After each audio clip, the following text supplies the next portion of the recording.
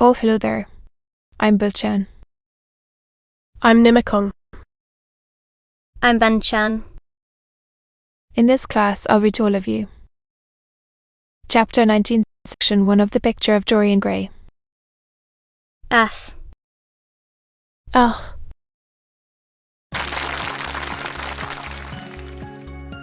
Picture of Dorian Gray.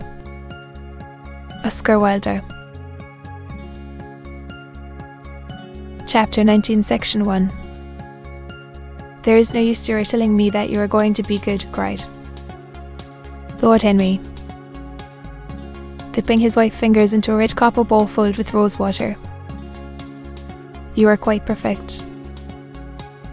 Well, Dorian Gray shook his head. No. Harry, I have done too many dreadful things in my life. I am not going to do any more. In the country. Harry. My dear boy, said Lord Henry, smiling. Anybody can be good in the country. There are no temptations there. That is the reason why people who live out of town are so absolutely uncivilized. Civilization is not by any means an easy thing to attain to. There are only two ways by which men can reach it. One is by being cultured. The other by being corrupt. Country people have no opportunity of being either. Culture and corruption, echoed Dorian. I have known something of both. It seems terrible to me now that they should ever be found together. For I have a new ideal. Harry, I am going to alter. You have not yet told me what your good action was. Or did you say you had done more than one? Asked his companion as he spilled into his plate a little crimson pyramid of seeded strawberries and through a perforated shell shaped spoon. Snowed white sugar upon them. I can tell you, Harry, it is not a story I could tell to anyone else. I spayed somebody. It sounds vain, but you understand what I mean. She was quite beautiful and wonderfully like Sybil Vane. I think it was that which first attracted me to her.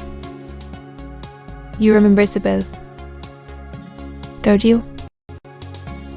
How long ago that seems. Well, Haiti was not one of our class. Of course. She was simply a girl in a village. But I really loved her. I am quite sure that I loved her. All during this wonderful May that we've been having. I used to run down and see her 2 or 3 times a week. Yesterday she met me in a little orchard. The apple blossoms kept tumbling down on her hair. And she was laughing.